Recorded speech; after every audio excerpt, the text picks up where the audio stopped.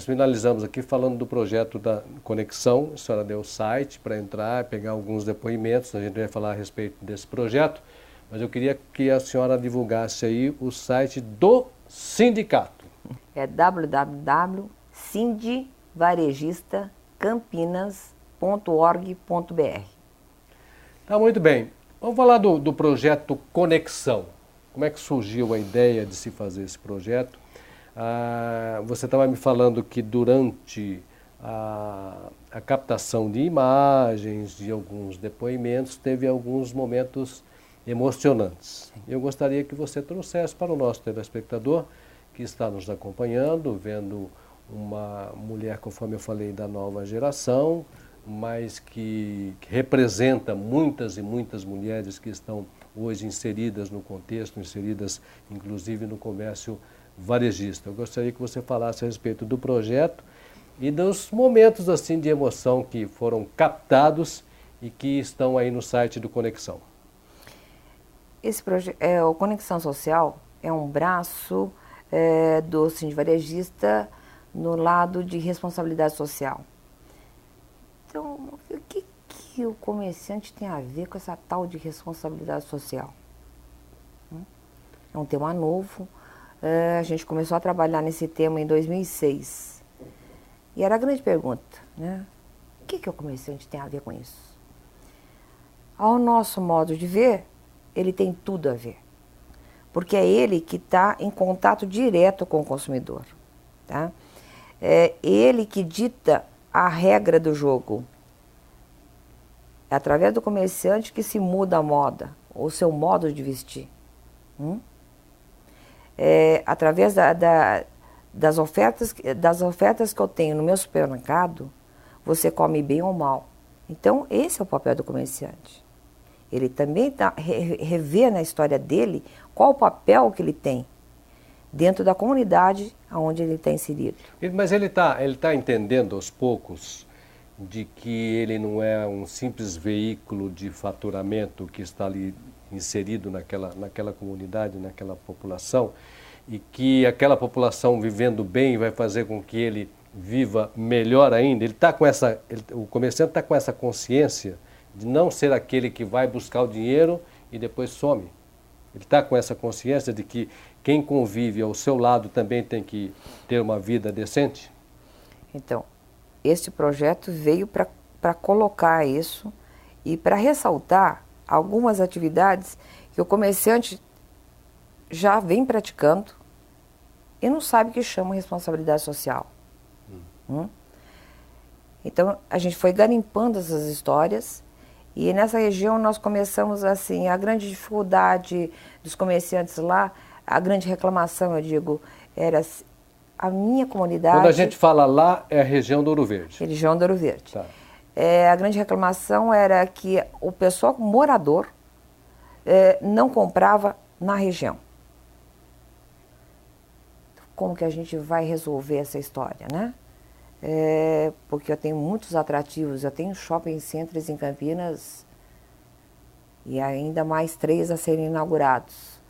Eu tenho grandes redes que são mais atrativas do que a Quitanda de Seu Zé. Como que eu vou reverter essa história?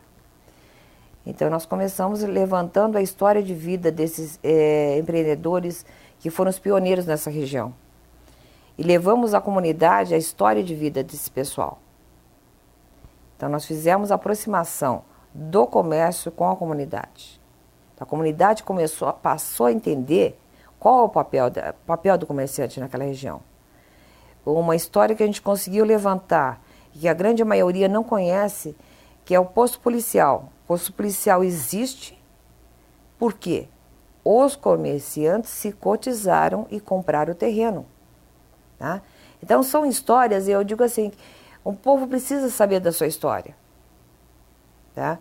Para poder avançar. Sem memória, sem história, não é possível avançar. Então essa aproximação foi muito boa. A gente não se contentou a fazer só esse contraponto, mas também fazer o contraponto sobre o que é consumo sustentável. No primeiro momento, o comerciante virou para mim e falou assim, não gostei dessa palavra, não. Eu vou vender menos? Eu falei, não, não é vender menos, tá? É você conversar com a sua clientela, e você de propaganda, você sabe, a gente consegue conversar através da propaganda, induzir o seu cliente a ter uma comida mais saudável. Na sazonalidade, as ofertas no varejão, ontem aí tinha um supermercado fazendo oferta aí de tomate, cebola, 48 centavos. Porque está 48 centavos, eu vou comprar 5 quilos? Tá. Vou comprar 5 quilos, eu vou fazer o que com isso? Vai estragar. Não. Eu posso colocar receitas lá. De você fazer algum petisco com a cebola. Fazer um tempurá de cebola. A sua costela com cebola também fica excelente. É maravilhosa. A cebola assada na brasa, temperado com shoyu e azeite. Isso é você ajudar. Você está tirando um outro prato para usar uma cebola de 48 centavos. Esse é o seu papel. E não somente vender por vender. Então esse é um exemplo que eu estou te dando. Que foi o que eu fiz ontem. Eu vi essa cebola, esse preço, e fiquei imaginando, né? Eu vi muita gente pegar de monte, assim, falei, será que vão comer tudo, vão temperar tudo? Ou eles sabem inventar um prato novo? Buscar opções, né? Faz churrasco com cebola e tal. Churrasco com cebola, tá? Então, essa opção, eu acho que o comerciante tem que começar a enxergar e coloca lá, é tão simples, coloca receitinhas lá. Muito bem, a gente está falando um pouquinho do setor do Ouro Verde, falar do projeto Conexão Social. Gostaria que a senhora repetisse para a gente o site do Conexão, né, para que o pessoal tome contato com esse trabalho todo, que é o envolvimento do varejista com a população. Eu só vou pedir um tempinho para você, que eu não falei da educação. Então dá o site e depois você fala da educação. O Conexão é www.conexãosocial.org.br. E esse envolvimento comércio, comunidade, consumo sustentável, a gente achou que precisava de mais alguém para dar uma alavancada nisso. E aí? Nós fomos falar com a criançada.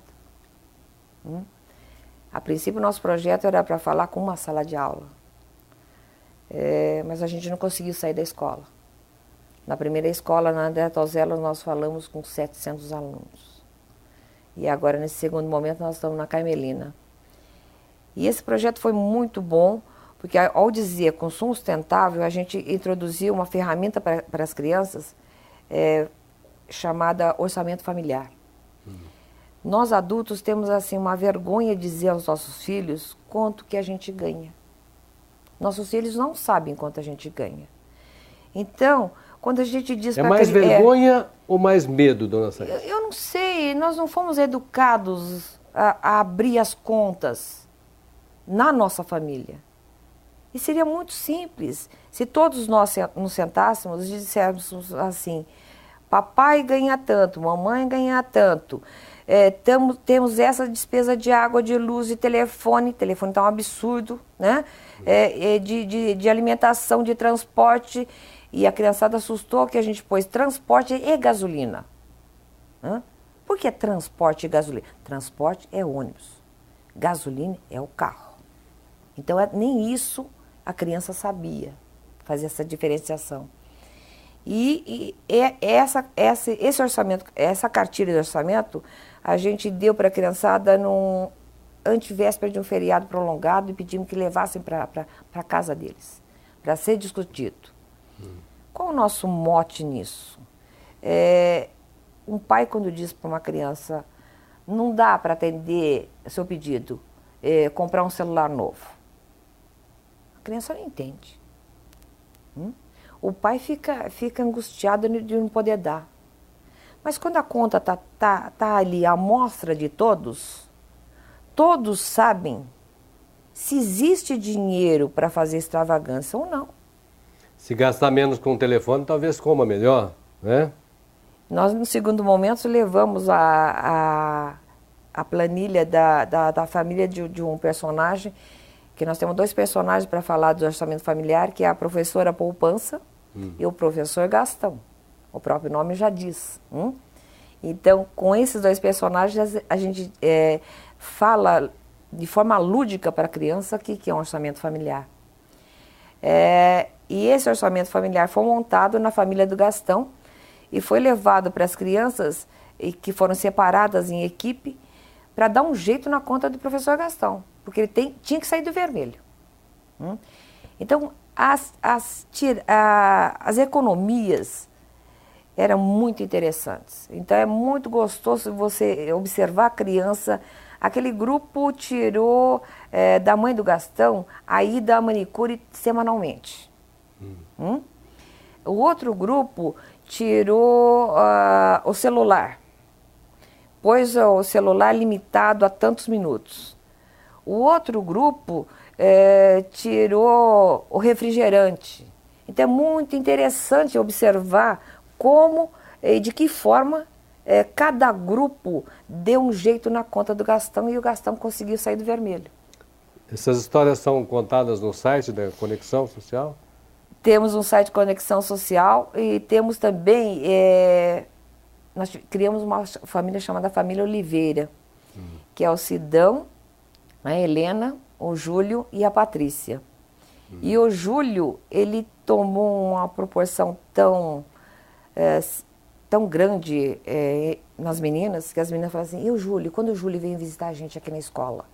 O que é? O Júlio é bonitão, por causa disso? Porque a gente enalteceu o Júlio. O Júlio é um menino, um blogueiro, né? Tem um blog, está sempre em cima. E atiçou a curiosidade da criançada. E não estava no nosso projeto fazer um blog. E quando a gente viu todo aquele alvoroço, eu falei, meu Deus, e agora? O que a gente vai fazer? O Júlio não existe, é uma ficção.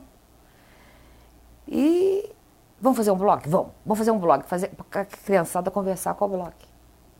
E está sendo o maior sucesso. Eu acho muito importante que a gente fale de uma região, e eu acabei de dizer, né, que o outro lado da cidade, vamos chamar assim, do centro para o Cambuí, para Sousas, para a região de Gramado, então, às vezes tem muito mais problemas, até referente à segurança, do que esta região que tem crescido de uma maneira que extrapola qualquer pensamento, né? A região tem mais de 400 mil habitantes, então é uma outra cidade dentro da própria cidade de Campinas. E que existe um conceito, para quem mora do outro lado, de que às vezes a pessoa que mora daquela região do Ouro Verde é mais pobre, é outra classe, essa coisa toda. Eu gostaria que a senhora falasse a respeito dos salões de beleza, né, e do consumo de cosmético que tem desse outro lado da cidade. Essa coisa de aumento do poder aquisitivo levou essa região, e é uma região que a gente surpreendeu muito com o número de salões de beleza que existe naquela região, e pet, muita academia, tá? Eu sei de investidores que saíram daqui da região nobre, vamos dizer nobre de Campinas, e estão ganhando muito dinheiro montando academia naquela região, tá? Então, a gente tem um preconceito em dizer o que existe daquele outro lado da cidade. Existe gente com necessidades, tá? É este olhar que a gente precisa ter. E com dinheiro, às vezes, hein? E com o dinheiro, sim. Não se iludam pensando que lá só existe classe D e E. Não é isso não, gente, tá? Não é. Então a gente tem que tirar esse preconceito.